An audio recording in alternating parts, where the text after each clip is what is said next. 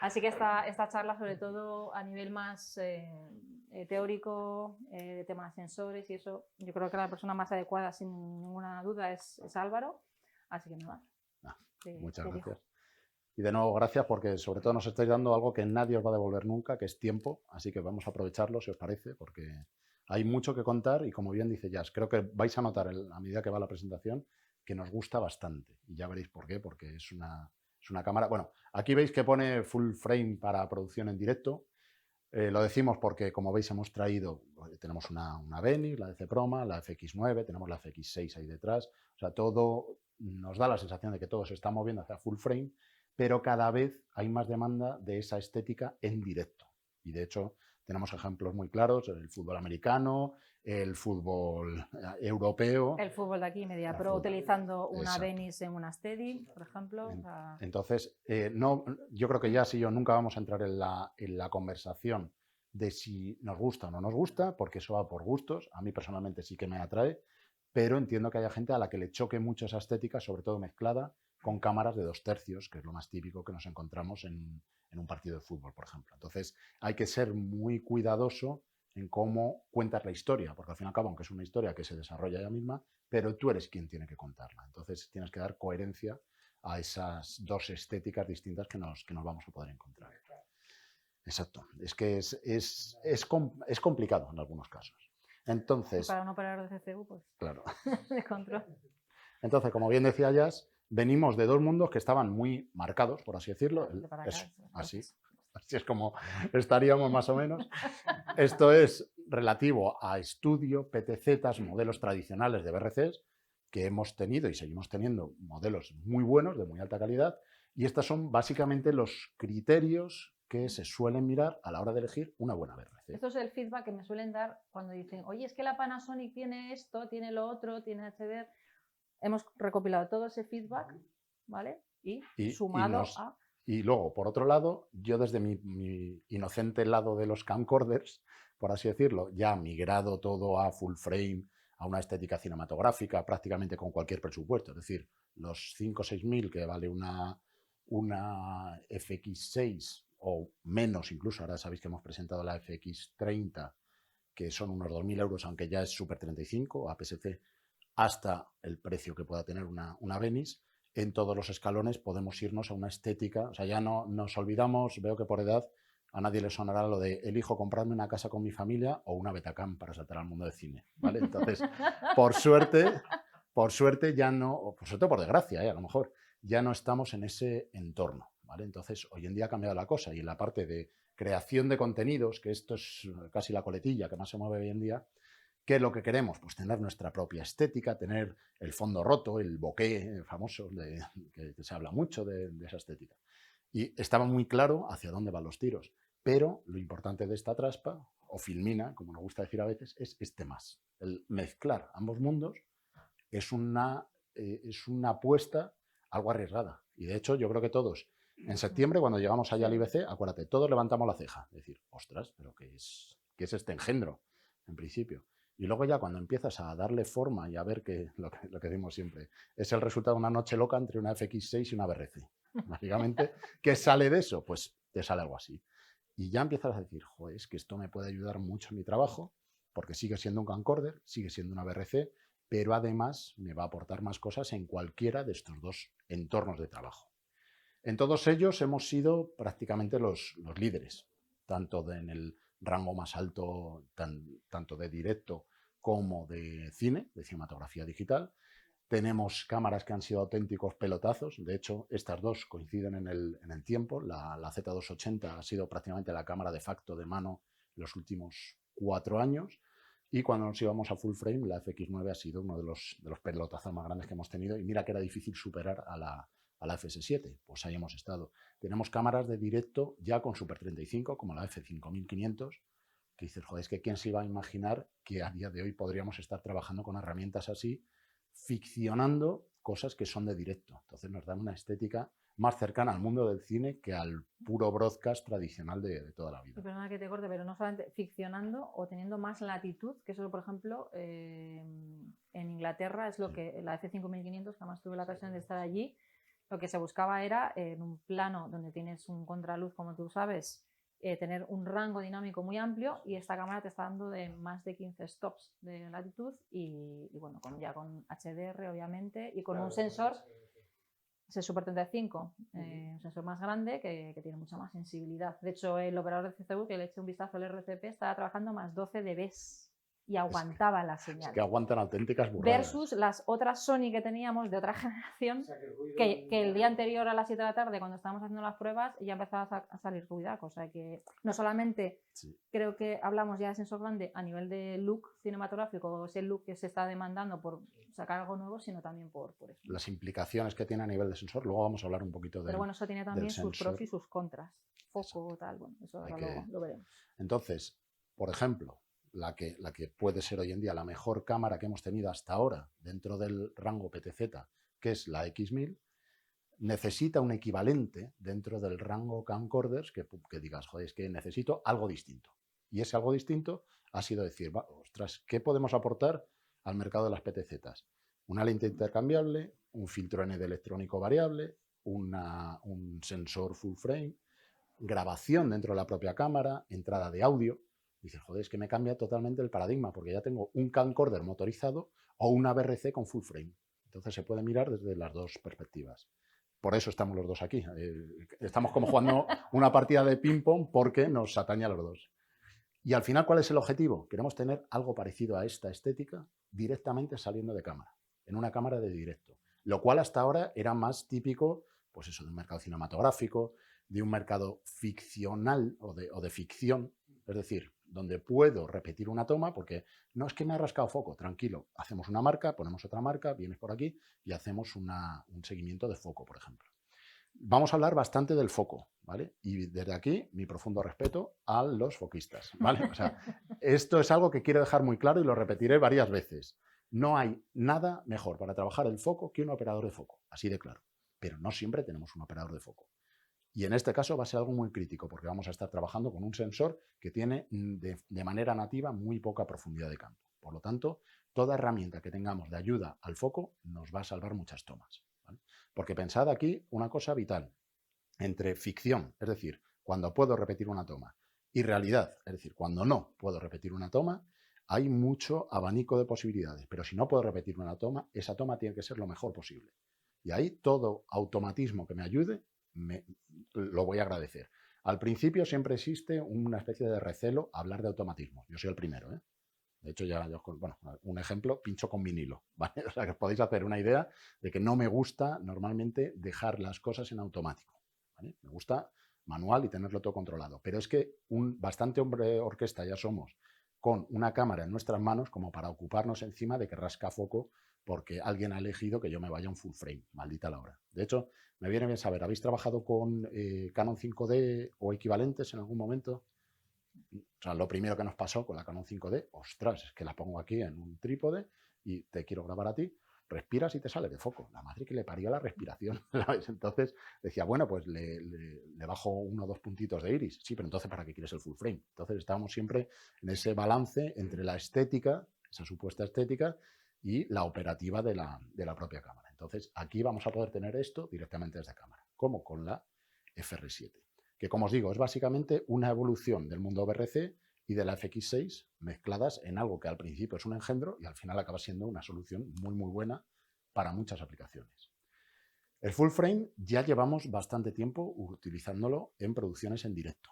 Lo que pasa es que obviamente no está tan extendido como las cámaras de media pulgada o sobre todo de 2/3 de pulgada. Pero nosotros, por ejemplo, con la FX9 que tenemos aquí, desde hace año y medio, ya puede trabajar con una RCP, ¿vale? Quizá no tenemos todos los parámetros de shading que nos gustaría tener, pero básicamente puede funcionar como una cámara de directo. La propia Venice ya se está utilizando bastante, lo que ha dicho Jazz, no solo en producciones con cámara al hombro y con un steady, sino incluso en instalaciones fijas, por ejemplo, en óperas, teatros, obviamente de cierta envergadura, porque no puedes tener 20 Venices para el auditorio del cole, ¿vale?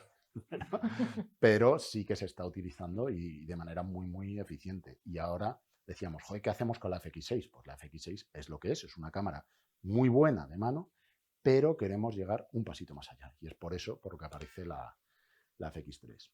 Luego una cosa que es muy, muy importante y que de hecho esta mañana han surgido varias preguntas con ello, que es la coherencia o la armonización o el tener varias cámaras de distinta filosofía mezcladas entre sí, que era lo que estábamos hablando hace un momento.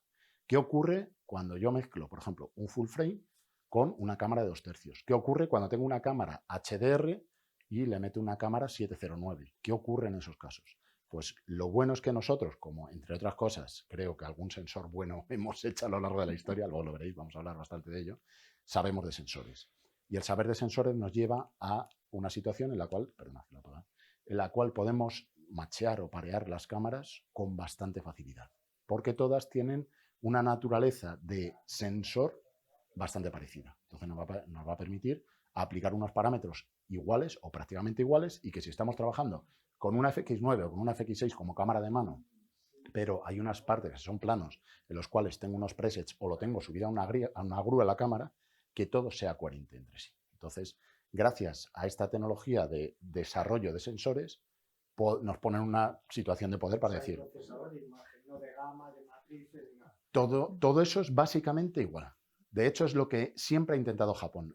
No sé si os acordáis del S-Cinetone, que prácticamente es una LUT, podríamos llamarlo como si es un perfil de cámara, que lo que nos permite es igualar la tecnología de color de la Venice para una imagen que ya directamente te la da cocinada, sin necesidad de pasar por la sala de color. Entonces te resalta las pieles como si fuese una imagen cinematográfica. Obviamente hay que tener cuidado con eso, porque como pongas S-Cinetone en unas cámaras y en las de broadcast te quedes con 709, eso choca. Obviamente tenemos 709 también en estas cámaras, pero te permite ir un paso más allá y decir, ostras, es que si yo tengo 3 cámaras de estas y una FX6, las paso todas a S-Cinetone, no hace falta pasar por color y todas me dan una estética bastante más avanzada que una 709. Entonces, lo que decíamos, nosotros tenemos una situación de privilegio, por lo menos nosotros desde el punto de vista ingenieril nos sentimos muy cómodos, sabiendo que diseñamos unas lentes que desde cualquiera de las lentes hasta los grupos ópticos y sobre todo los mecanismos, los servos que llevan las lentes, cada vez van más evolucionadas. Entonces, no va a haber nada, aquí, esto no sé si os gustará oírlo o no, pero no va a haber nada que funcione mejor sobre estas cámaras que las lentes de montura E, nuestras de Sony. Porque son las que te ofrecen todas las prestaciones y es donde todas estas partes, todo este Frankenstein entra en armonía y empieza a moverse con agilidad, obviamente. Si le montas unas lentes manual, yo qué sé, Canon FD de hace 20 años, pues renuncias a ciertas cosas. ¿Puedes grabar? Obviamente que lo puedes hacer, pero no vas a tener el autofoco, como es lógico, ¿vale? ¿Quieres trabajar con lentes PL porque esto va a ser una crash cam en un brazo ruso para hacer de cámara B o C de una Venice? Lo puedes hacer, pero no vas a poder trabajar con el autofoco y con el remoteo de la propia lente. Entonces, que sepáis que en esta parte, sobre todo, en los últimos años hemos pegado un empujón bastante grande. Aquí ya lo habíamos pegado hace mucho y en esta parte, por ejemplo, de visores, yo lo quería haber eliminado, como sabes, de la presentación porque esta cámara no tiene visor, ¿vale? Obviamente. Pero visores es una de las partes en las cuales más pasos adelante hemos dado en los últimos años, sobre todo en cámaras pequeñas, tipo alfa, o por ejemplo en esta, que es muy peligroso. Si asomáis el ojo aquí, cuidado porque ya cualquier otro visor os va a parecer una chusta, ¿vale? Porque es un visor muy, muy bueno, es OLED, porque nos tiene que dar un margen dinámico muy grande, es Full HD, entonces vamos a tener mucha resolución a muy poca distancia del ojo. A partir de ese momento, todo os va a parecer decir, joder, ya me gustaría que fuese como ese. Y no es nosotros decir, joder, qué buenos somos, es que es lo que demanda esa cámara. Entonces, obviamente, nos hemos ido ahí. Por lo tanto, todas las partes de las cámaras las diseñamos y las ejecutamos nosotros mismos. Veréis que, por ejemplo, los sensores, donde obviamente somos el número 1, el 70% de los sensores aproximadamente que hay por ahí fuera en el mercado, incluyendo nuestras propias cámaras, son nuestros. O sea, de hecho, abrís algunas cámaras pequeñas que nos dirá el fabricante, las ponéis a rascar y veréis de quién son. Abrís ciertos teléfonos de ciertos fabricantes frutales y veréis que esos sensores de dónde salen. Entonces, nosotros tenemos mucha experiencia, como decía al principio, con los sensores. Y eso nos lleva, además, a trabajar de una manera muy eficiente con el procesador de imagen. Es decir, esto mejora esto y esto mejora esto. Se realimenta muchísimo y nos da lugar a hacer ciertas cosas con los sensores, como por ejemplo el sistema de autofoco, que hace 5 años eran inimaginables. Y luego una cosa, por ejemplo, que a mí me llama mucho la atención, que es la construcción del chasis, que yo creo que cualquiera de nosotros no diría, joder, es una de las cosas más guay de Sony. No, o sea, no es apasionante. Pero cuando lo explicas y cuando se lleva una conversación, dices, joder, pues tiene mucho sentido. En la familia Cinema Line, que comprende desde la Venice hasta la FX30, que presentamos la semana pasada, hace una semana justo, todas comparten el chasis de aleación de magnesio.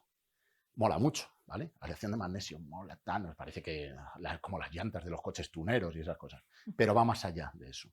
Primero, porque es muy ligero, lo cual se agradece en una cámara. Segundo, tiene una rigidez mecánica muy grande. Y lo tercero, y esto lo que pasa es que suena un poco pedante, es térmicamente isotrópico. Térmicamente, calor, isotrópico en las 3 direcciones del espacio. ¿Esto qué significa? Que disipa el calor en el eje X y Z de la misma manera y además lo disipa de manera uniforme.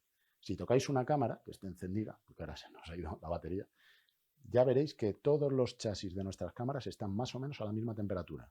No os encontráis la situación de decir, joder, es que aquí en las salidas esto está echando humo. Tal.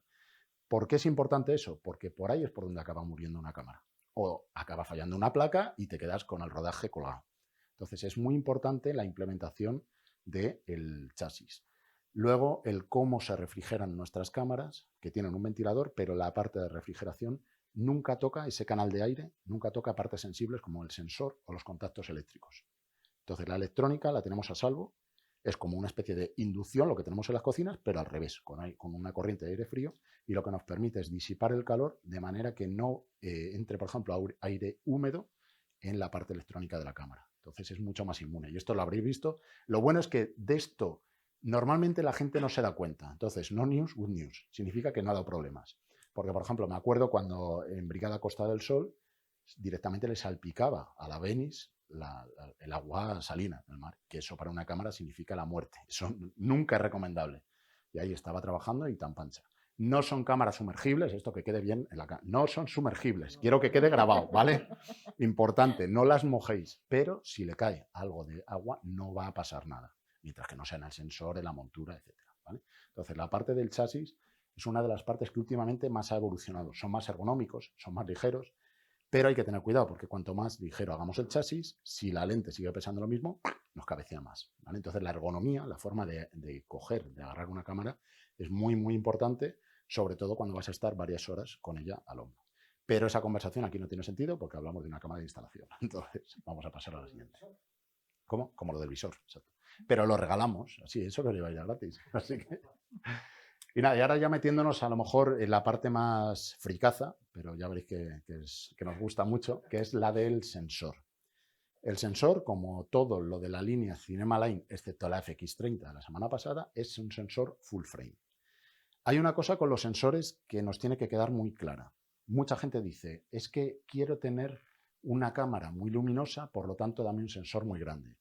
Es cierto en parte. Yo hay un ejemplo que pongo siempre y me lo habréis oído 27 veces, lo siento ya, pero que es lo de los vasitos dichosos. Imaginad que tenemos que llenar todo este suelo con vasos, ¿vale? Esos vasos pueden ser vasos de sidra, de calimocho, es decir, grandotes y me caben menos, o pequeñitos, de chupito, y me caben más, ¿vale? Para vídeo, no estoy hablando de foto, para vídeo nos interesa tener menos vasitos, pero más grandes. ¿Por qué? Porque imaginad ahora que en lugar de fotones vamos a hablar de granos de arroz. ¿Dónde me caben más granos de arroz? ¿En uno de sidra o en uno de chupito? Obviamente en uno de sidra. Eso es el margen dinámico. La relación entre cuando está lleno y cuando está vacío. Y ahora vamos a pensar en el ruido. El ruido es un garbanzo que tiro aleatoriamente, pum, pum, pum, pum, rebota, plum, ha caído en ese vaso. Eso sería el ruido. ¿Dónde es más representativo frente a los granos de arroz que pueden llenar el vaso? ¿En uno de chupito o en uno de sidra? Pues obviamente ahí tenéis la respuesta. Es por eso que normalmente para vídeo solemos recomendar irnos a un sensor que sea de una resolución o igual o parecida a la que queremos tener en la salida. Esto es muy importante. Normalmente vídeo, como coletilla, baja resolución. Nos interesa tener baja resolución porque los píxeles, fotositos en el sensor, nos interesa que sean lo más grandes posible, porque así van a recoger mayor cantidad de luz y van a tener el ruido más abajo. Por lo tanto, nos van a ofrecer mayor inmunidad frente al ruido y van a trabajar con una mayor latitud. Ojo a la latitud o al margen dinámico. Cuando los fabricantes decimos que tienen X stops, Somos muy cucos los fabricantes y queremos vender, pero esto es una herramienta de marketing. Cuando hablamos de 15 stops, automáticamente restarle 2, siempre. Porque uno es el blanco clipeado, otro es el negro absoluto, que son inservibles. Por lo tanto, luego, de esos que te quedan, a lo mejor todos son útiles o no todos son útiles, ¿vale? Caso concreto, me parece que la F65, que es una de las cámaras más obras de ingeniería que han existido, anunciaba, creo que 14 stops en catálogo, pero utilizables tenía alrededor de 11 stops. Y ya era un burradón, pero una burrada. Y la gente estaba encantada con esa cámara. Con la operativa de la cámara no tanto, pero con la cámara ha sido de lo mejor que ha existido. Aquí pensad que si estamos en más de 15 stops, usables son 13, lo cual es todavía más bruto que lo que teníamos en una F65. Lo digo simplemente para tener un punto de referencia. ¿Vale? Luego, obviamente, vamos a estar trabajando ya, creo que huelga decir que todo tiene que ser, como mínimo, HDR y 4K. ¿Vale? Aquí alguno puede preguntar, ya, pero ¿por qué nos vais a más resolución? Ya lo hemos explicado. Para vídeo no nos interesa irnos a una resolución muy grande. Sobre todo por varios motivos. El que os hemos dicho de los vasitos, que tienen que albergar cuanta más luz mejor. Y luego hay otro motivo que luego ya lo veréis, que es tener un sensor muy rápido. ¿Por qué? ¿Qué tiene que ver la resolución con que el sensor sea rápido? Cuanta más cantidad de información tenga en el sensor, más cantidad de información tengo que sacar entre un frame y el siguiente. Si eso me lleva un ciclo así, el siguiente frame lo podré poner aquí. Pero si reducimos ese tiempo de procesamiento, el siguiente frame lo voy a poder aquí, lo voy a poder poner aquí. Por lo tanto, estamos hablando de una cámara lenta o una súper rápida. Vamos. Entonces, a medida que aumente la velocidad del sensor, y nuestro sensor es muy rápido, vamos a poder hacer cámaras lentas más lentas. Y luego hay un factor muy importante, el rolling shutter. Sabéis que el rolling shutter, todos decimos el efecto rolling shutter. Realmente el rolling shutter es la tecnología, que es como bajar una persiana, ¿vale? Y hay una persona que empieza a cruzar por delante de la ventana y cuando hemos acabado de bajar la persiana, está en otro punto de esa ventana. Entonces, se me diagonalizan las verticales, porque tarda un tiempo en bajar toda la persiana, ¿vale? Básicamente ese sería el ejemplo. Cuanto menos tarde en bajar la persiana, es decir, imagina que cojo la persiana, le meto un corte, ras, cae muy deprisa. La persona apenas se ha movido de sitio. Entonces, estoy reduciendo los efectos derivados del rolling shutter. Como ejemplo claro, esta es la 2. Con la Venice 1, cuando nos la presentaron en Pinewood, una semana antes del lanzamiento oficial, lo primero que hacíamos los animales que somos los técnicos era pim pam, empezar a zarandearla para ver esto, y no sacaba rolling shutter. Y sin embargo, es una cámara que no tiene un obturador mecánico. ¿Cómo lo consiguen? Gracias a la parte del procesador, ¿vale? No es este en concreto, pero la parte del procesador funcionaba como si fuese una memoria intermedia y nos permitía que trabajase prácticamente como si fuese un CCD, pero siendo tecnología CMOS y por lo tanto teniendo rolling shutter. Entonces es muy importante que estos dos elementos estén en consonancia el uno con el otro. Nos va a afectar también al autofoco, nos va a afectar a muchísimos parámetros, ¿vale? Luego, otra cosa muy importante, que es la captura de color. Esto parece una tontería, porque todos, con nuestra inocencia, por lo menos a mí me pasa, yo soy muy tontorrio y digo, bueno, pues me da lo mismo elegir un espacio de color que otro. No. Aquí lo que va a determinar qué espacio de color elegís, es decir, el amarillo o el rojo, el Sgamut 3 o el Sgamut 3.cine, es quién os está encargando el trabajo. Si, por ejemplo, es alguien como Netflix, os va a decir que lo quiere bajo la recomendación 2020. La recomendación de 2020 especifica el espacio de color y tu RBT 2020, que es el verde que tenéis aquí. Disculpad porque aquí no se ve muy bien, pero es el verde que tenéis aquí.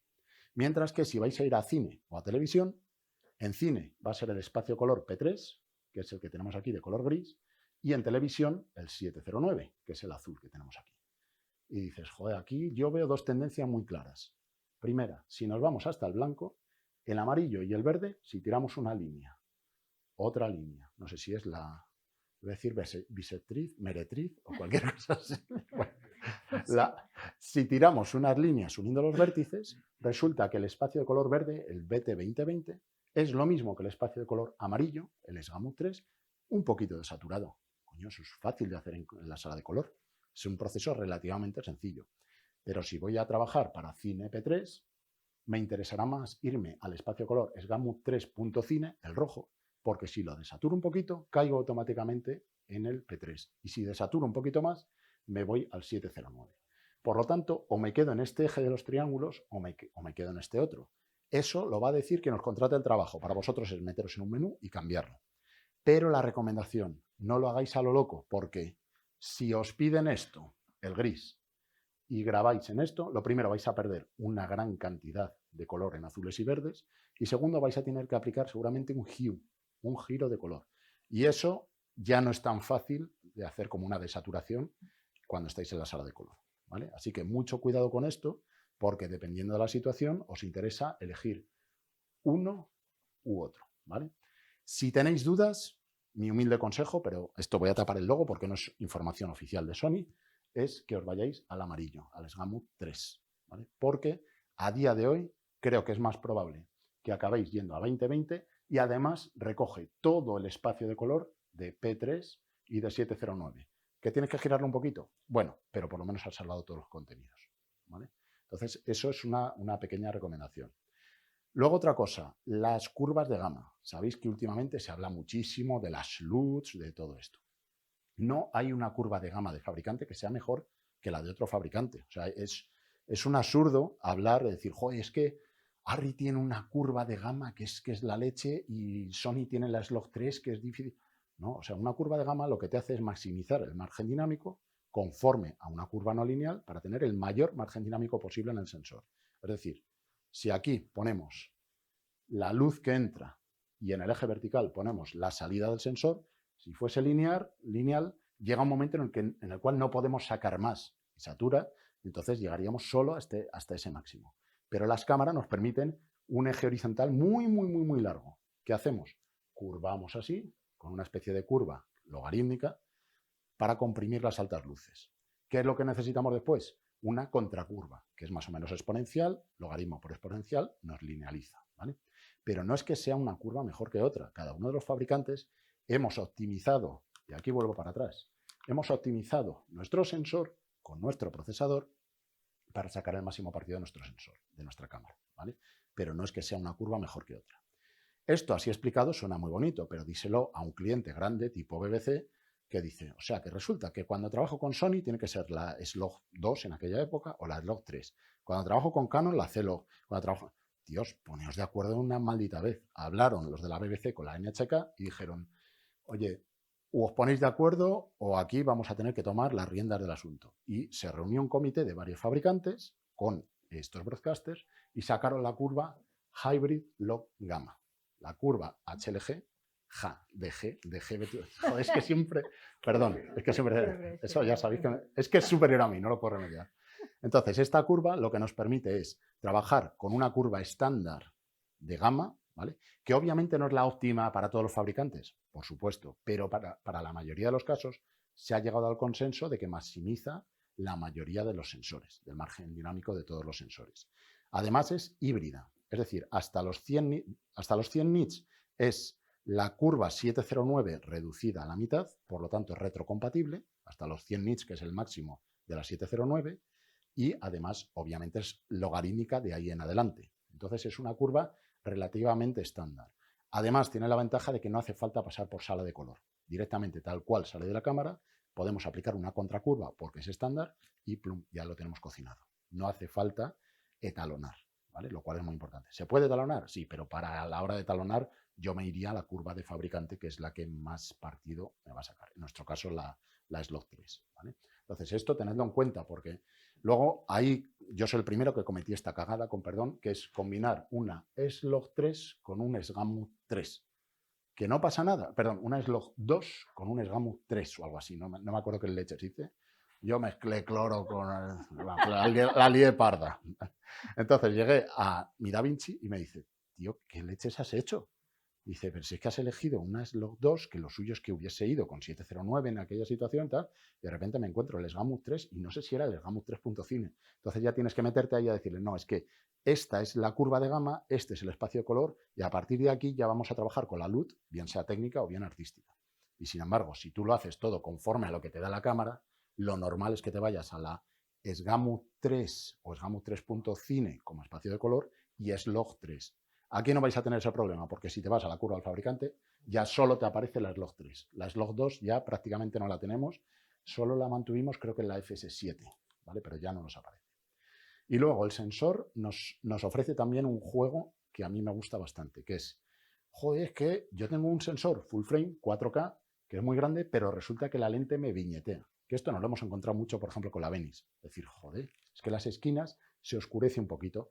Bueno, pues hace una cosa. La Venice en concreto, este recuadrito, hay muchos recuadritos conforme a los cuales podemos recortar. Nos podemos quedar en 2.39:1, nos podemos ir a Super 35, tal. En estas cámaras, ¿qué es lo que podemos hacer? De un sensor full frame 4K, podemos quedarnos recortando la mitad a la mitad de dimensión en horizontal y la mitad en vertical, con un sensor que es la cuarta parte en superficie, con tamaño Super 35, pero con resolución Full HD. ¿Para qué nos va a servir esto? Pues como os he dicho, podemos evitar el viñeteo en las esquinas, pero también nos va a servir que, por ejemplo, si estamos grabando un documental o estamos grabando unas noticias con nuestro sensor full frame y tenemos un zoom que llega hasta 400, hacer un recorte del sensor y llegar hasta un 600. O sea, es algo muy sencillo.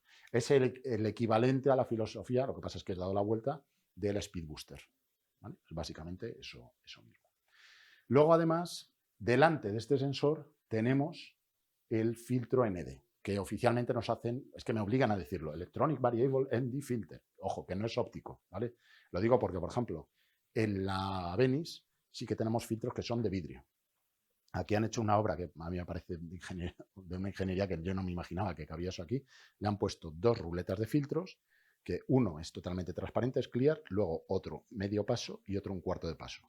Combinando entre sí podemos alcanzar hasta 8 pasos. Entonces, dependiendo de cómo se combinen, pero son de vidrio, ¿vale? Dependiendo de cómo se combinen, oscurecemos más o menos, ¿vale? Siempre digo obturar y sé que no es la palabra correcta, pero permitidme que lo diga. De hecho, en la F5500 tenemos Sí, la doble torreta. Lo han incorporado también. Incorporado yo creo que viniendo de la Y sobre todo lo bueno es que, por ejemplo, para entornos en los cuales tienes que ir con cierta velocidad, normalmente en directo vas a más velocidad que en una producción de ficción, te viene muy bien tener los internos, porque es darle a un botón, pum, pum, lo cambio. No. Y sin embargo, con un portafiltros, sácalo del portafiltros, llama a una geisha que te haga un baile mientras lo limpio, tal, cambio, y luego llegas y te dicen, ay, ese no me gusta, dale un stop más. Y dices, la madre que me parió. Y a esperar otro minutito más. Eso creo que todos lo hemos sufrido y es un dolor de alma.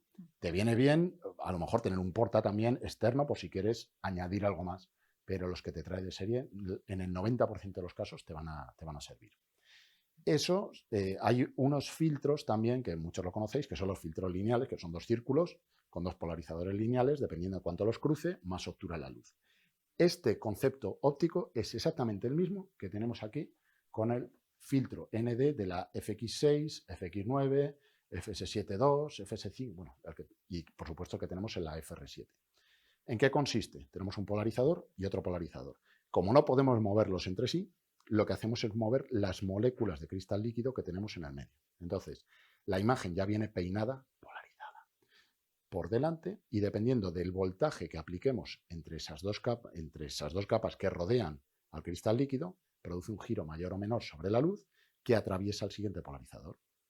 Esto, lo bueno, al margen de cómo funciona físicamente, lo bueno es que lo puedo dejar en automático. Y aquí viene el primer parámetro que os recomiendo que dejéis en automático. Insisto que soy muy anti-automatismos, pero el filtro ND os recomiendo que, a no ser que tengáis la luz muy controlada, en un estudio o algo así, que lo dejéis en automático, porque os va a salvar muchas tomas. Caso práctico, traveling detrás de una persona que va acercándose a un estudio o sale a un exterior, ¿vale? Yo aquí tengo más o menos luz, tengo mis ajustes de cámara, de diafragma, de foco, etc. Le voy siguiendo, salimos afuera y de repente que nos encontramos un pelotazo de luz, sobreexposición. Como yo soy muy melón, cierro iris. Si cierro iris, aumento la profundidad de campo. Ya he perdido la coherencia narrativa entre lo que pasa dentro y lo que pasa afuera. Vosotros, que no sois tan melones como yo, diréis, espérate, es que lo que tienes que cambiar es el shutter. Sí, pero si cambio el shutter, fuera voy a tener que meterle un valor de tiempo mucho más pequeño, ¿vale? En lugar de obturar a 1/50, por ejemplo, a 1/100, me tendré que ir a un 1/4000. Por lo tanto, voy a tener menor tiempo de exposición y voy a tener una cadencia distinta. Fuera va a ser un videojuego, dentro va a ser cine. Entonces dices, joder, ¿qué puedo hacer? Solución, las gafas de sol que tiene el sensor delante de sí, que es el filtro ND, que tengan distinto grosor dependiendo de la situación. Y se lo delegamos a algo muy inteligente, vuelvo hacia atrás, que es esta parte de aquí. Esto va a estar analizando lo que le ofrece esto y le va a estar diciendo, no, espérate, ahora el ND tiene que tener más o menos grosor, más o menos obturación o más o menos voltaje. O sea, el control del filtro ND es muy sencillo, es dar más o menos voltaje a una capa de cristal líquido. ¿Vale? Claro, eso es lo que quieres decir. Usando un plano secuencia no se va a notar el cambio, que es lo bueno, la Exacto. gran ventaja que ha tenido. Eso es. Que no es un paso de Claro. ND, clac. Sí, bueno, Puede haber, si pasas, realmente el filtro ND solo tiene dos posiciones físicas, que es desplegado sin desplegar. Entonces, si yo cambio de una a otra, obviamente veo que hace plonk.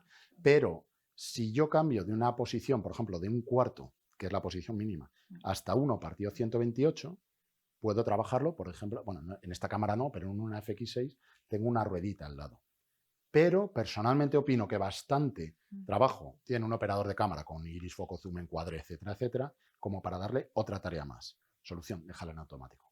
Y dejarlo activado. Claro. Y dejarlo activado. Claro. O sea, sabes que vas a hacer un plano secuencia, que te vas a meter en tal y dejarlo. Pero es que además nos va a servir ya no solo para salvarnos una toma, sino para cosas más creativas. Y aquí viene el ejemplo, perdona que me lo has oído 1000 veces, pero es que es una situación, imagina que queremos grabar un videoclip en el cual un cantante o una cantante queremos que se le dilate o se le contraiga la pupila. ¿Cómo se la podemos dilatar? Le echamos agua fría por el cogote, lo cual, pues bueno, lo podemos hacer 1 o 2 veces, pero luego un guantazo. Segunda, las drogas, va a estar más contento, más contenta, pero va a durar 2 tomas también. O sea, no a las drogas, ¿eh? Es un mensaje claro. Tercera opción, con luz. Puedo hacer que caiga más luz sobre su rostro, sobre todo el escenario, sin que se note en cámara, gracias al filtro ND. Veo cómo se le dilatan o contraen las pupilas, pero yo no noto un cambio de iluminación en la escena, si lo hago suficientemente bien. Entonces, eso me va a servir para escenas más creativas. Luego, por ejemplo, un ejemplo que íbamos a decir. Imaginad una situación en la cual queremos hacer este efecto de dilatación de pupilas, porque arrojamos más luz, a la vez que hacemos un dolly zoom. Esta planificación de toma, con una cámara normal sería complicada, ¿verdad? Con esta cámara dejamos en automático el autofoco, dejamos en automático el ND y lo único que tenemos que hacer es echar hacia atrás la cámara en una slider a la vez que hacemos zoom. Ya está. Tan sencillo como eso. O sea, fijaos, lo que es una planificación que a lo mejor me lleva 10 tomas hasta que la saco bien, aquí que son 2 porque la primera la he cagado al tirar, que se me ha olvidado darle al zoom. Ya está. Entonces nos va a ayudar mucho incluso a nivel creativo contar con herramientas como estas, con el ND. Y luego ya, la guinda sobre eso es el autofoco. Insisto, mensaje de total cariño, amor y amistad a los operadores de foco, pero no siempre contamos con un operador de foco. Y hay muchas tomas en las cuales tenemos que salvarlas. Y aquí tenemos un factor muy crítico. Sensor muy grande, profundidad de campo muy pequeña. Rasca foco, ¿vale? Y esto lo hemos sufrido todos. Cada vez que hemos cogido un Super 35 o un Full Frame en manual, hemos rascado foco sí o sí. Y que arroje la primera piedra a quien no le haya pasado eso, porque ha ocurrido, ¿vale? Solución. ¿Cómo podemos trabajar sobre este sensor para que tenga un automatismo que nos ayude mucho? Llamamos a los chicos de Alfa, oye, vosotros tenéis un autofoco bastante chulo por ahí, ¿nos lo pasáis? Sí, y lo hemos incorporado en estas cámaras y nos permiten ya no solo el reconocimiento de cara, sino el reconocimiento a la altura del ojo. O sea, una entrevista en la cual, pues, típica situación, tú estás mirando al entrevistador y ponemos los típicos 2 planos cruzados, plano contra plano, poder ir con el foco al ojo directamente evita tener que estar repitiendo tomas o B-roll o tener que estar guarreando con otras cosas. Lo llevo todo perfectamente a foco. Exacto. De hecho, por ejemplo... no, claro. O que no ves en el visor, directamente no ves en el visor y dices, estoy aquí perdido, estoy lanzado al vacío, no sé qué pasa. Déjalo en autofoco porque te va a ayudar bastante, ¿vale? Y luego además tiene el reconocimiento de caras. ¿Alguno de vosotros ha grabado alguna boda alguna vez? Me imagino. Yo lo he intentado y perdí unos amigos, pero es que te ríes, pero es que es real. No. Es que me dijo, tú que controlas de vídeo, digo, a buena fuente has ido a parar. Dice, tú que controlas de vídeo, hazme Raúl Aguilera. No sé si os acordáis, sí, ¿vale? Pues me dijo, haznos el vídeo de boda. Es que es verdad la historia. Haznos el vídeo de boda. No lo he pasado peor nunca. Un estrés para luego sacar 3 minutos de vídeo, que eran cámaras lentas porque era con la FS700. Ese era el vídeo de boda. O sea, yo no sabía dónde meterme y claro, ellos patada en el culo y dejé de ser su amigo, ¿vale? En una boda hay 2 caras que son las importantes, que son la cara de la novia y la madre de la novia. Entonces, Gracias a este reconocimiento facial vamos a poder hacer un reconocimiento biométrico de las caras que tenemos delante y automáticamente va a reconocer esa cara prioritaria y va a llevar el plano focal ahí. Es muy importante, obviamente, que para eso usemos las lentes de montura E de Sony, si no, no os va a funcionar. Pero nos va a ayudar mucho. Imaginad, típico, yo que sé, plano en el cual sale nuestro reportero o reportera de detrás de las hierbas, behind the musgo, empieza a hablar y ahí queremos que tenga que vaya el foco clavado a medida que se acerca a nosotros. En ese caso, el tema del reconocimiento facial nos va a ayudar mucho y no vamos a perder la toma.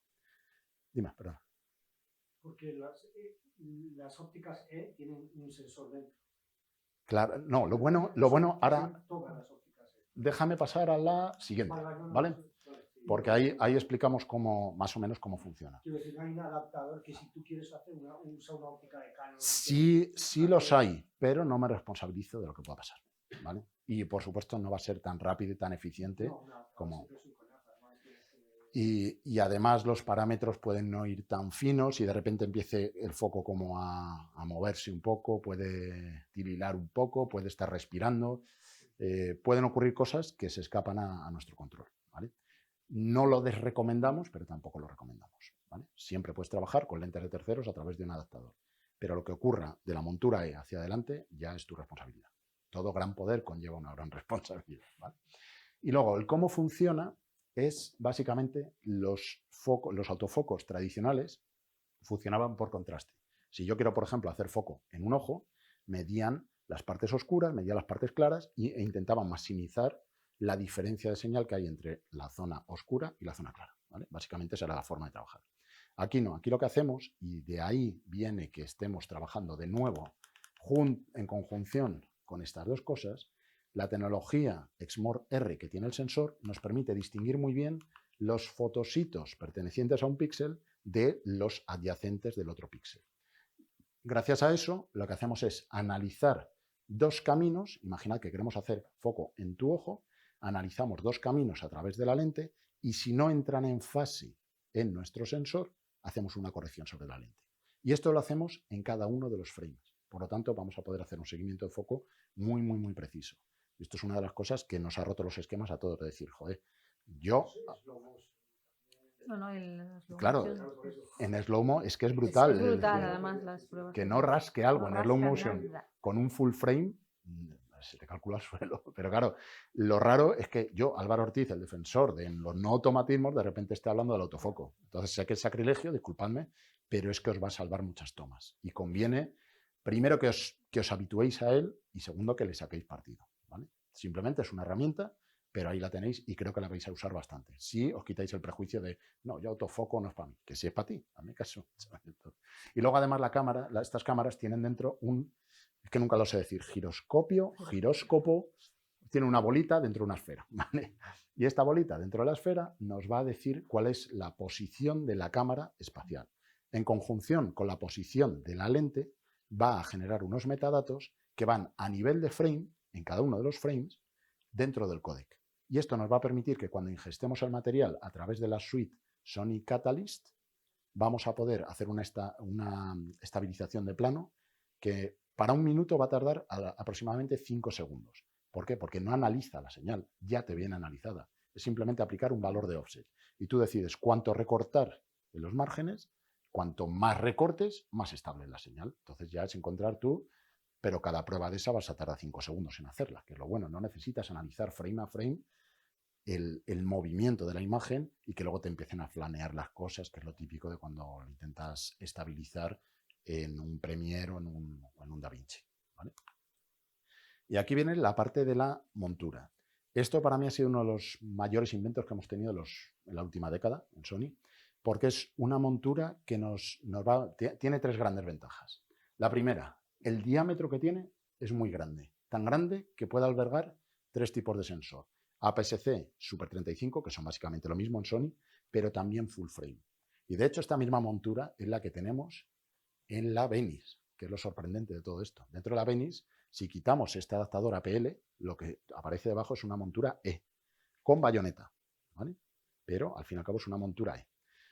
Por lo tanto, dentro nos cabe, con la resolución que sea, un sensor hasta full frame. De hecho, cuidado con los viñeteos, porque ya os he dicho antes, nos vamos muy a las esquinas y puede acabar viñeteando dependiendo de la lente. Segunda cosa que tiene, una interfaz, y esa es la clave, lo que decías antes. Una interfaz, aquí lo que pasa es que aquí no se ve, tiene aquí una serie de pines que lo que hacen es intercambiar información de y hacia la lente. Entonces, me va haciendo correcciones, me va enviando parámetros de la lente hacia la cámara, es decir, es su canal de comunicación entre lente y cámara. Por lo tanto, al final acaban siendo el mismo sistema. Es todo muy solidario entre sí. Y la tercera cosa, que para mí es la mayor ventaja que tiene, es que es una montura muy cortita. Es súper corta, tiene solo 18 milímetros. De hecho, ahora ya hay otros fabricantes que están empezando a irse a esas medidas, porque lo que nos permite es que tenemos el sensor prácticamente en el borde del chasis. Por lo tanto, a partir de ahí podemos edificar lo que queramos. ¿A qué me refiero con edificar? Si esa distancia de brida o de flashback entre el borde de la montura o el culo de la lente y el sensor es muy corta, podemos sumar distancias a través de un tubo, que es un adaptador, un tubo, para llegar a la distancia de brida de esa otra lente. Por ejemplo, las PL o las EF tienen 42 y 54 milímetros respectivamente, o al revés. 52 ¿vale? milímetros. 52. Entonces, en la naturaleza sí que puedo sumar distancias, pero no las podría restar. O sea, yo no puedo ir de un sistema PL a un sistema E, porque tendría que rascar por dentro del adaptador, pero sí que puedo montarle adaptadores. Y esto nos ha permitido una cosa, que es que la gente no gaste en lentes, sino que invierta en lentes. Si vienes de trabajar con lentes EF, sigue usándolas, porque te van a servir en nuestras cámaras. Bien es cierto que para este caso concreto de la FR7 recomiendo lentes de montura I, porque es como van a funcionar bien. Pero también es verdad que esta cámara, no la veo yo tanto para un freelance, ¿vale? Como puede ser una FX6, ¿vale? O no la veo tanto como para un broadcaster, como puede ser una FX9. Esta la veo más para instalación, donde vamos a trabajar con 3 o 4 lentes, o la misma, o alguna le meto un zoom un poquito más largo, pero va a ser mucho más coherente que tener mi propia batería de lentes para una sola cámara, que es lo que suele tener un freelance, ¿vale? Luego, dentro de toda esta familia de lentes que tenemos las lentes G y las G Master, que obviamente son las que mejor nos van a funcionar para cine y para vídeo, ¿vale? Últimamente hemos avanzado muchísimo en el tema de lentes, no tanto en cantidad, que lo es, sino en calidad. O sea, hay lentes ahora que están funcionando que la gente no se esperaba que por el precio que tienen, porque obviamente no son unas Summicron, ¿vale? Pero se está trabajando con lentes de este tipo que funcionan muy, muy bien para este tipo de cámaras. Y ahí viene la siguiente pregunta, vale, pero me estás hablando de lentes, pero para esta cámara en concreto habrá algún límite físico, porque esto lleva unos servos, lleva unos motores dentro y no siempre lo va a poder mover, ¿vale? No os preocupéis, aquí detrás hay una palanquita que nos permite bloquear la cámara. Entonces, si tenemos una lente que es un cañón de tanque Abrams, pues obviamente eso no lo va a soportar. Pues en ese caso vamos a bloquear la cámara y tenemos un plano fijo, obviamente. El máximo peso con el cual podemos trabajar con la lente robotizada es aproximadamente, y ahora explico por qué, aproximadamente una 70-200. Pero la 70-200 es manual, ¿vale? Entonces tenedlo en cuenta porque no es Power Zoom. No es Power Zoom, ¿vale? Entonces no le vamos no tendría robotizado el zoom, básicamente, ¿vale? Desde el panel. Lentes más grandes que esa, posiblemente tengamos que aplicar el bloqueo.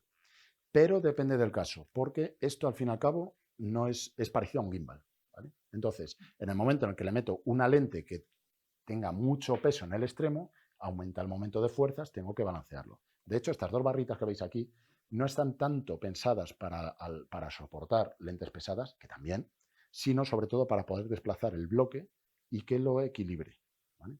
Entonces, yo cambio esta lente y le monto una más pequeña, tendré que echar todo el bloque más hacia adelante para que esté más o menos equilibrado. Luego a la cámara le digo, hazte ahora mismo un autoajuste, plum, y se queda equilibrada, ¿vale? Entonces, tened cuidado porque también influye mucho el balanceo de la lente. O sea, no es tan fácil como cambiar una lente y ya está, sino que hay que cambiarla y decir, ahora hazte un autoajuste, ¿vale? De hecho, bueno, lo podéis hacer con el mismo mando, te hace ahí un calibrado cuando le cambias la lente. Claro, lo hace automáticamente.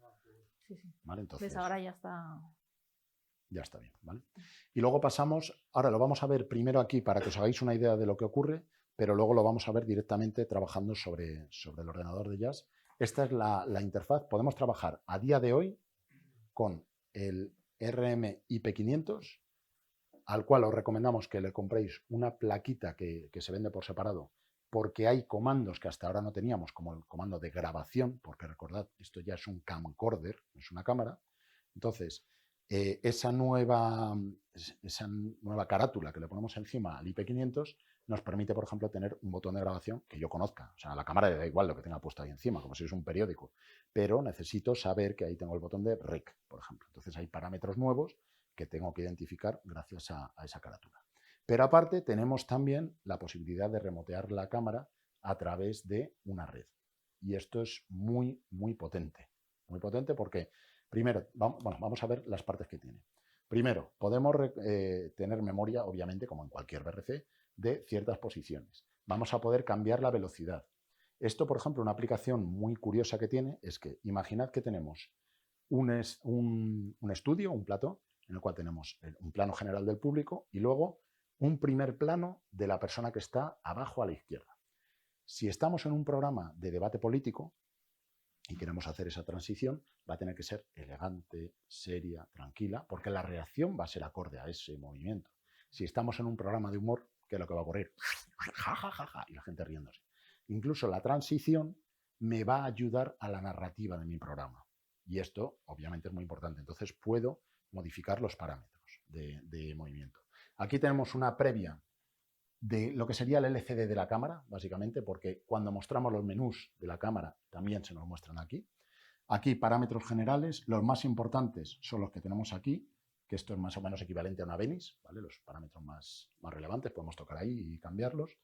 Aquí tenemos el remoteo en remoto, valga la redundancia. Aquí podemos elegir si queremos que sea la parte de remoteo de movimiento o el interfaz de la cámara, es decir, lo que yo en una FX6 dejando pulsado el botón de menú ya me iba a ver todos los menús, el desglose de menús típico de Sony, lo puedo tener aquí y lo muestro en la propia pantalla. Y luego aquí unos menús rápidos en los cuales me encuentro, por ejemplo, un botón de grabación, que hasta ahora no lo teníamos, ¿vale?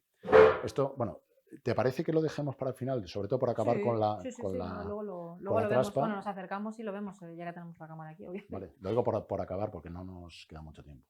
Aquí nosotros hace años sí que decíamos, esta cámara es para no sé qué. Aquí no, aquí cada uno de vosotros seguro que se siente más o menos identificado en alguna de las cosas. Esto se nos ocurrió el otro día, hicimos decir, sí, porque de hecho es que ¿para qué no sabíamos muy bien dónde situarla. El tema de realities, yo porque en Netflix había visto que la serie esta de Insider, por ejemplo, se pidió un look de cine, ¿no? Entonces yo creo que para reality, depende para qué reality, sí que podría venir muy bien. Es que las robotizadas están en todos lados, pero con sensor grande, pues es algo que te daría otro look que puedes buscar o no. Ya cuentas la historia de una manera un poquito distinta, ya la estás ficcionando mucho más. Obviamente entrevistas, platos, como Crash Cam, por ejemplo, la pones en un brazo ruso sobre un coche en una persecución de coches y no echas a perder la Venice, ¿vale? Incluso con el Rialto. Entonces, te merece la pena arriesgar los más o menos 10.000 euros que te vale la FR7 frente al sensor de una Venice. Y aquí diréis, espera un momento, ¿esto lo puedo equiparar a una Venice? Teniendo en cuenta que tenemos salida en RAW a 16 bits, más o menos se podría decir que para esos planos nos va a servir. De hecho, la Venice grabando en XAVC intra, es decir, a 10 bits, es lo que se ha usado en las tres, no sé si habéis visto la foto de la de Maverick, la de Top Gun Maverick, que tenía las 4 Venice aquí delante y solo una grababa en RAW, pero las otras 3 estaban grabando en XAVC intra y valen esos planos. Entonces, yo calculo que un XAVC intra a 10 bits de una Venice puede ser equivalente a un RAW a 16 bits saliendo de una FR7, aproximadamente. De hecho, nos va a servir, ¿vale? Para la mayoría de los casos. Pero insisto, aquí ya esto es vuestra imaginación. Yo no creo que tengamos autoridad para decir, ¿la podéis usar aquí o tal? Eso ya depende de vosotros. Por ejemplo, el tema de eSports lo hemos puesto porque no hemos comentado que también tenemos protocolos de streaming en la FR7. NDI, por ejemplo, podría tener NDI, con licencia obviamente de NewTek, RTSP, SRT, o sea que creo que, por ejemplo, una aplicación como eSport en que va a streaming en directo sería interesante. Y el tema de entrevistas, más allá también de darle otro look, pensábamos que, por ejemplo, una FX9, evidentemente podemos tener ese look potente, pero tener una cámara que pueda ser controlada en otro sitio y en el que puedas tener una entrevista más íntima, en el que al principio pues igual los entrevistados sí que ven un trípode o ven que hay una cámara, pero después de un rato como ya eso pasa... No es tan intrusivo. No es tan intrusivo, ¿no? Entonces creemos que esta cámara también podría ser interesante para ese tipo de aplicación, o en teatros que es más pequeño, un tipo conciertos de jazz, o una entrevista muy íntima. Sí, un poco lo que hace Carlos Amor, ¿no? Que se las curra mucho, ¿no? Que es muy estético, son entrevistas o reportajes muy estéticos, ¿no?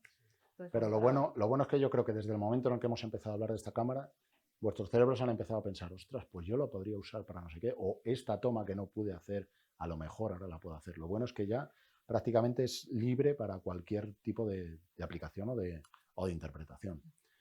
Otra parte, esto sé que normalmente es muy rollo ver las interfaces traseras, pero es que nos sirve para explicar varias cosas. Lo primero, vamos a poder tener una interfaz óptica para fibra, ¿vale? Esto es bastante importante. Tenemos la salida SDI que además nos ofrece el RAW, que comentábamos antes, de salida 16... 12G ya.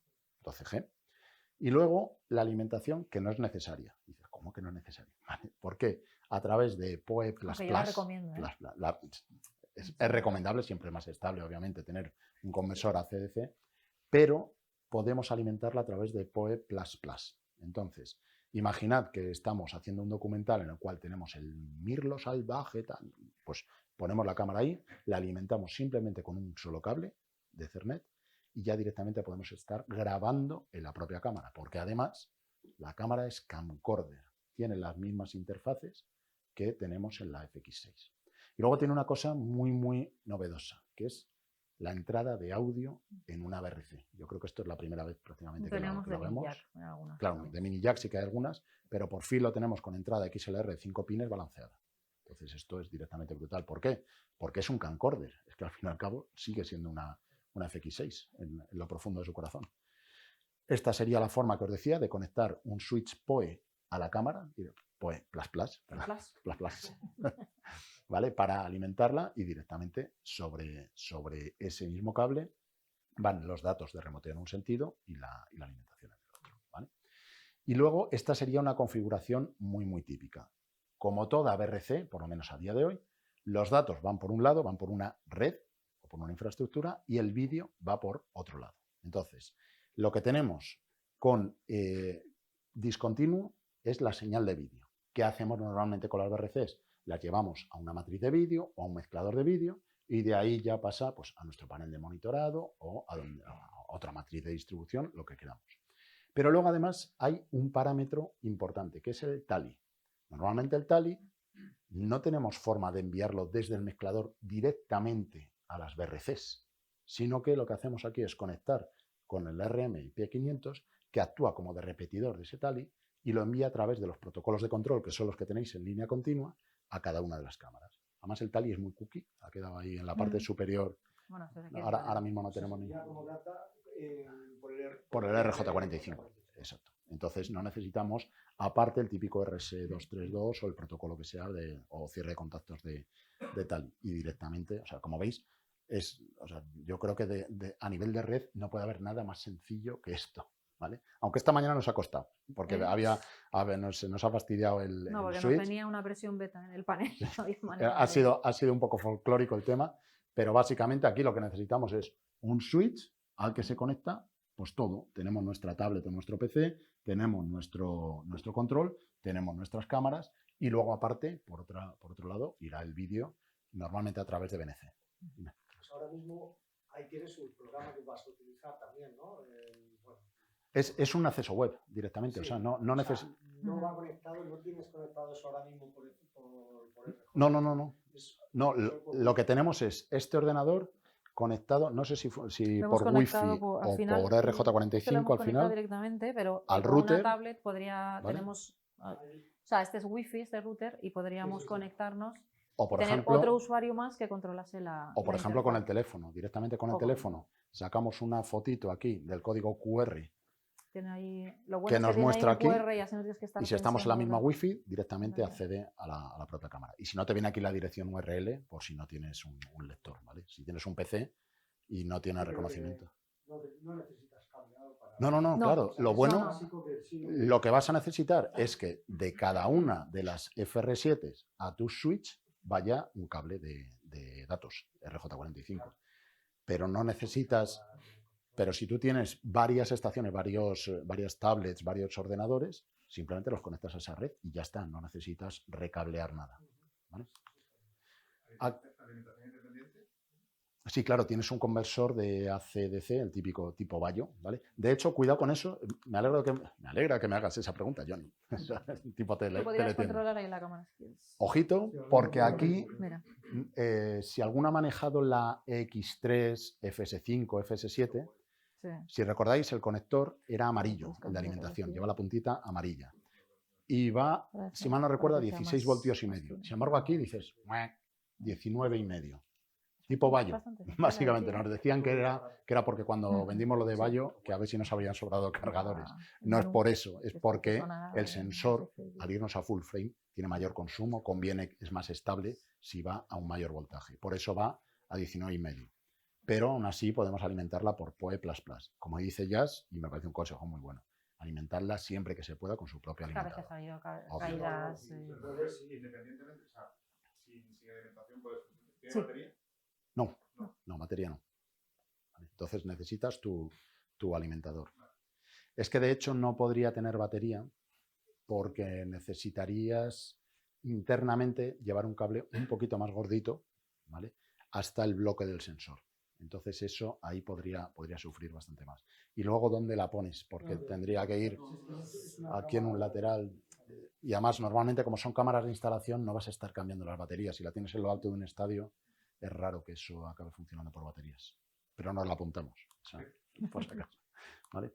Y aquí, esto ahora vienen unas tablitas de recapitulación de cosas curiosas que tiene la cámara. Básicamente, esto es lo que podéis encontrar en el catálogo y tal. Como esto es un rollo, os hemos marcado en amarillo las partes que quizá sean más importantes, que son unas 6 o 7, de las cuales tenéis que memorizar 3 para el examen. ¿Vale? Entonces, lo primero, ¿qué es lo que ha cambiado? ¿Cuál es la gran revolución de todo esto? Es un sensor full frame que nos permite llevar el autofoco incluso a nivel del ojo y que por delante lleva un filtro ND, ¿vale? Electrónico variable. Más adelante tiene una montura E, es decir, nos permite trabajar con lentes intercambiables, que es la primera vez que lo vemos en una BRC. Podemos alimentar con el plus, ¿vale? Aquí con el PoE++, y es la primera vez que tenemos una entrada de audio por XLR estéreo balanceado, ¿vale? Y por último, que puede salir con 16 bits de RAW, ¿vale? Tenéis ahora un minutito para memorizar 3 de ellas, que es lo que entrará en el examen.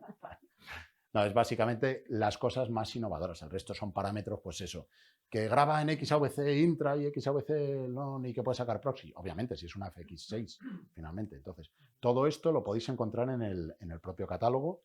A mí la cabeza no me da más, ¿vale? Para acordarme todo esto, entonces siempre lo tengo que mirar, pues me viene muy bien tener aquí las tablitas. ¿Queréis otra tabla? Pues aquí la tenéis. Aquí también de más parámetros, de cosas que tiene la cámara. Si no os parece bien una tablita, aquí tenéis otras 2 de más parámetros y de cosas que básicamente podéis encontrar en el manual, ¿vale? Si hay alguna duda, obviamente estamos aquí para intentar solucionarla, pero todo lo que son datos básicos... esta mañana ha surgido una duda y me ha parecido muy buena. Si la cámara tiene salida en entrelazado. Y sí que lo tiene, ¿vale?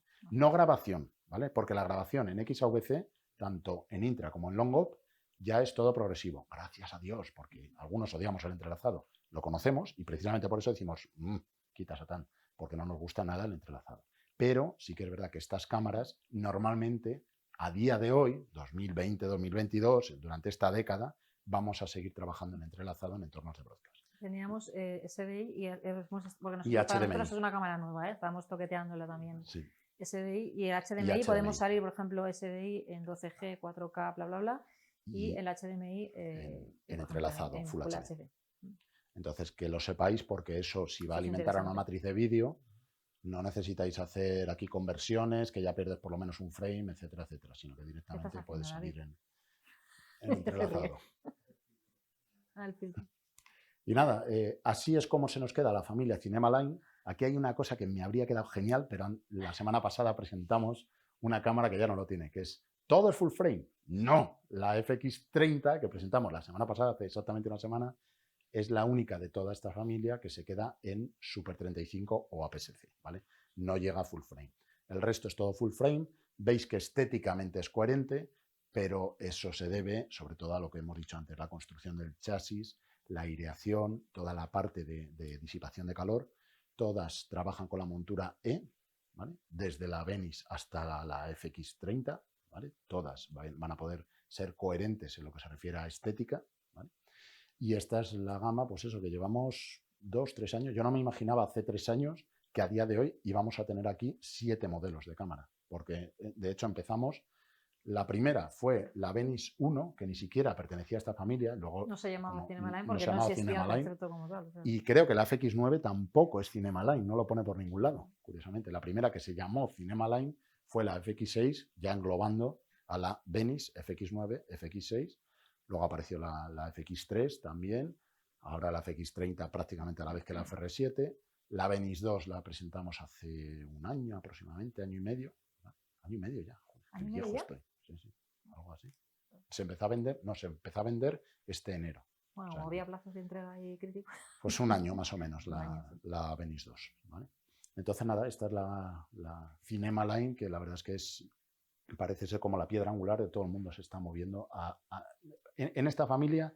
En cualquier presupuesto prácticamente hay una cámara que se pueda adecuar a lo que necesitáis. Y más ahora con el R2D2 este raro que tenemos. ¿Qué peso tiene toda la historia? Porque creo que lo habéis puesto en un trípode consistente. Bueno, es para darle, eso yo creo que es para darle Para más darle presencia, empaque, sí. para darle más empaque. De hecho, teníamos pensado poneros pesa aquí un tanto, ¿no? slider No, o algo. no, O sea, lo puedes colgar sí, de sí, sí. cualquier modo. De La hecho, cámara es la 4 kilos y sí, medio. por ahí. 4. Es como la X1000. Sí, Pero estás cayendo en un error. Me estás preguntando un parámetro que aparece en los catálogos. Por lo tanto, aquí no está. ¿Vale? No, pero vamos, no es... A ver... Por ejemplo, si la cuelgas, por ejemplo, también puedes... Sí, darle la Sí. vuelta. Sí, de hecho, mira, Tiene más un atrás soporte... teníamos... Tiene una pletina. Una pletina. Mira, por ejemplo, aquí la tienes colgada 4 boca abajo. con algo, sí. Como todas estas, normalmente, o por lo menos hace años, tienen una pletina, que es la que se atornilla, y luego le conectas la cámara y hace clac, y la dejas ya encajada. Y de hecho ahí, mira, la tenemos montada en algo equivalente a un VCT14, lo puedes montar en un slider con bastante facilidad, y no necesitas que sea un slider muy, muy grande. Luego, además, fíjate en una cosa, que la cámara como tal es solo, o sea, este es el bloque sensor, estos son los brazos, y el mayor peso del procesamiento está aquí debajo. Por lo tanto, el centro de gravedad va a estar siempre cerca de la superficie a la que se ancla. Por lo tanto, a la hora de tener vibraciones, por ejemplo, en una grúa, en un brazo, van a ser menores que si todo el peso fuese en la parte separada del punto de anclaje. Tiene menos momento de fuerza. Claro, eso es lo que no podemos controlar.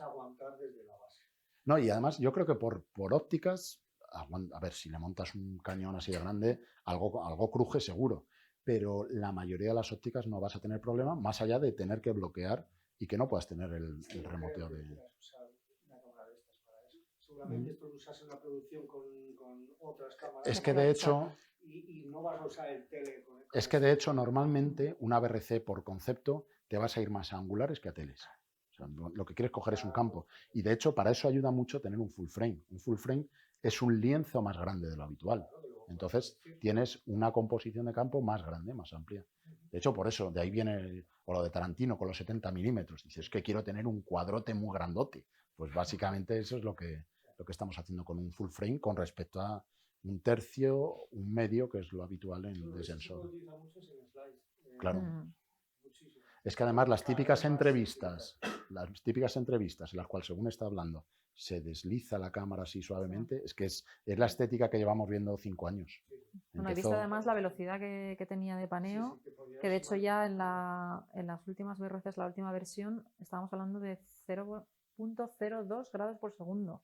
O sea, creo que de hecho es igual no me equivoco, pero de las más lentas del mercado, en cuanto a movimiento PTZ. Tanto de PT como de zoom, o sea, de panty. Y de hecho el entonces zoom eso te da mucho juego, o sea, ese pequeño zoom casi imperceptible, ¿no? De entrada, de decir, igual. ahora hay un momento de un movimiento intensidad. de slider. Es que te cambia toda la... ¿Cuántos presets puedes poner para cada...? 100 me parece, ¿no? 100 presets y podemos manejar hasta 100 cámaras en 10 grupos, con un ¿no? panel. Sí, podrías tener creo que hasta 4 paneles si es la misma integración que se ha hecho con el resto de cámaras VRC. Pero vamos, en el panel tendrías 10 grupos de 10 que podrías controlar hasta 100. Y por eso puedes tener hasta 100. Y si vas a trabajar con 100, pensamos en un descuento también. Hasta Ojalá. 10 grupos. No, lo veo muy sencillo, muy... Sí, es muy... Sí. Este ya lo teníamos, Sí. era el de las PTC. Claro, exacto. Claro, claro. Claro.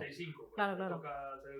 Ahí, es que ese es el caso más típico quizá para pensar en este tipo de cámaras. Es decir, Exacto. joder, lo tengo todo coreografiado, hago mis planos y tal. Claro, está pensado para eso.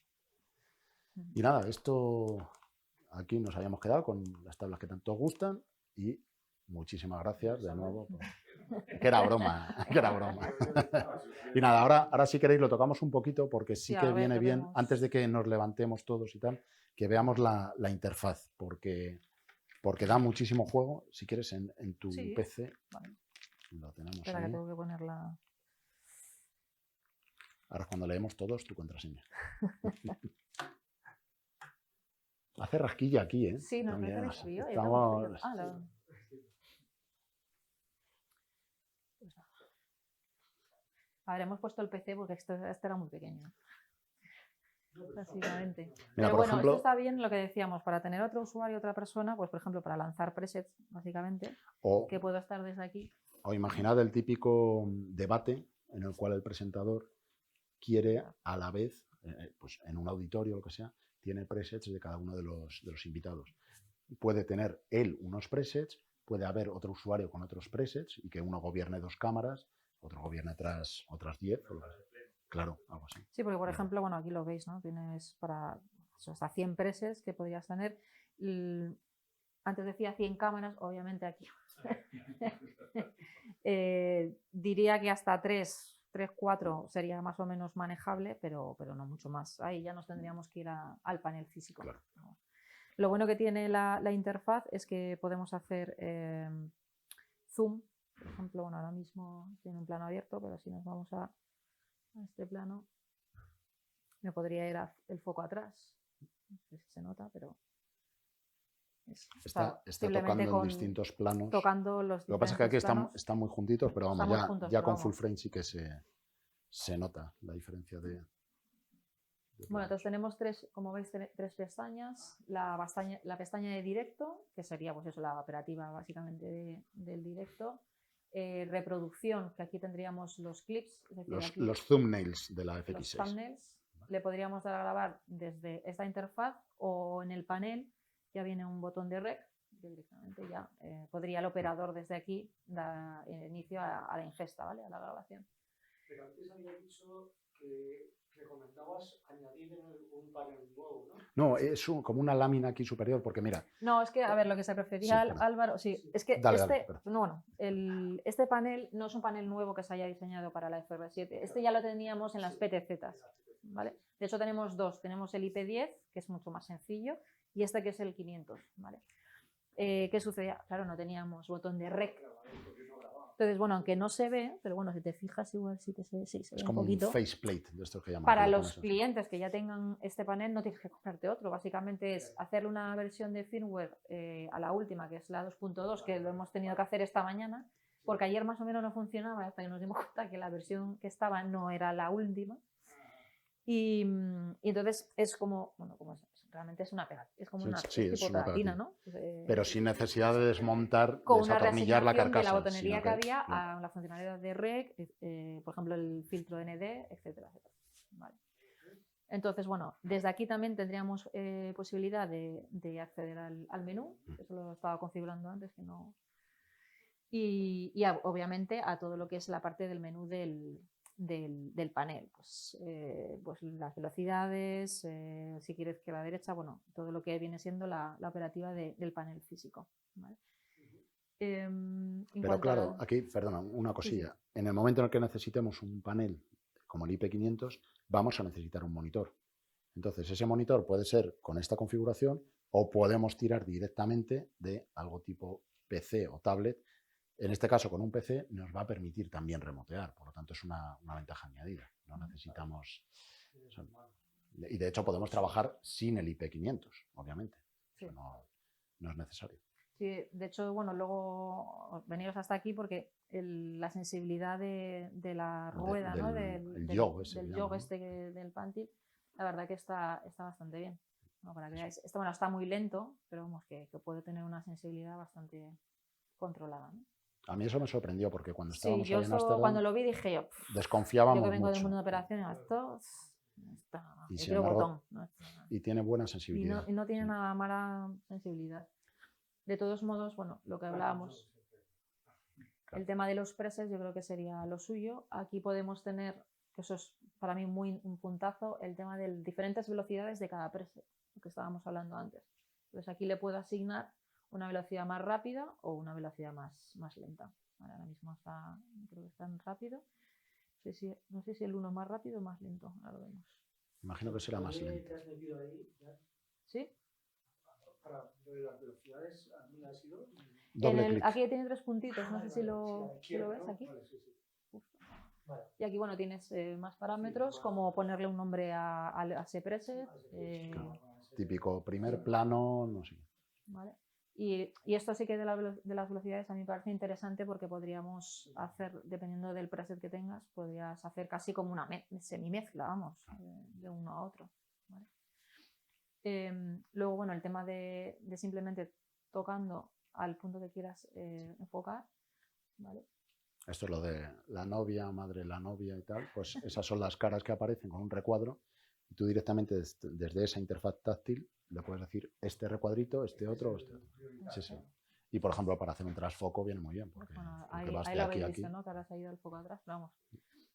Y también puedes darle prioridad, dependiendo si quieres darle más prioridad en plan al autofoco de ojo o no, ¿vale? Y diferentes velocidades. La velocidad de giro e inclinación, bueno, es que esto tendrías que haberlo puesto en inglés, la verdad, porque... Sí, sí, a mí es que me ponen nervioso Lo los de menús giro en e inclinación. castellano. No... Bueno, castellano, llámalo. Bueno, aquí podríamos tener o más rápido, ¿cómo sería esto? O ponerlo más lento, ¿no? Podría ser, como os decía, esto es casi imperceptible. Se está moviendo, aunque parezca que no, se está moviendo. Vale. Un poco a pasitos, ¿no? No, pero date cuenta de que aquí tenemos una interfaz. Ahí, claro, Claro. Es que aquí han hecho una cosa muy inteligente. O sea, a mí eso me parece bien. Lo más importante en este caso es la latencia, más que la calidad de imagen. Entonces, aquí tenemos, al fin y al cabo estamos trabajando sobre una miniatura que además está reenviando el ordenador a través de HDMI a una pantalla que es 4K, hay esta tele, me refiero. Entonces, esa latencia tiene que ser lo menos posible porque es una cámara de directo. Entonces, que nos aparezcan aquí estos efectos de moiré, por ejemplo, ese aliasing es muy normal, obviamente, pero luego en cámara casi seguro que no lo tenemos.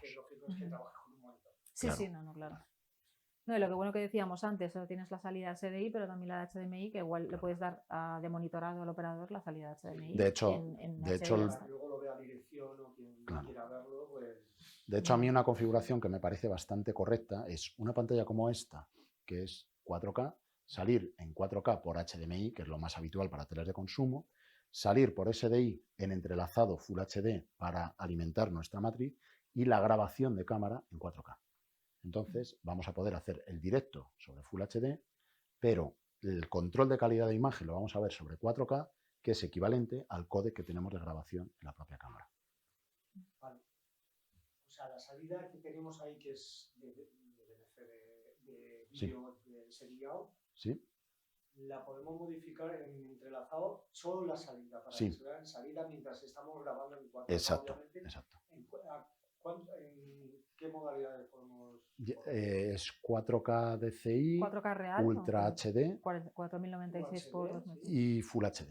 Y Full HD, las tres. Y el Full HD, bueno, el Full HD es progresivo. Claro, es progresivo. O sea, a ver, en estas cámaras, esta es un mensaje muy claro.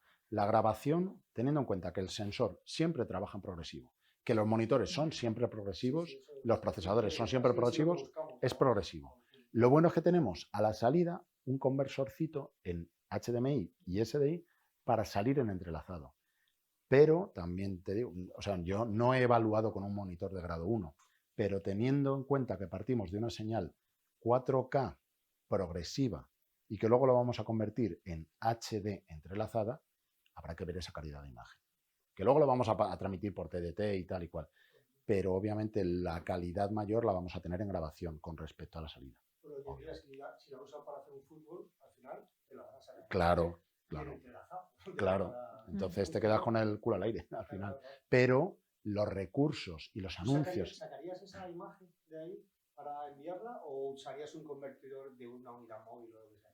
Depende de lo que necesites. O sea, si eso va a ir a una móvil, Por ejemplo, el caso exacto de que vas a usarla para un partido de fútbol.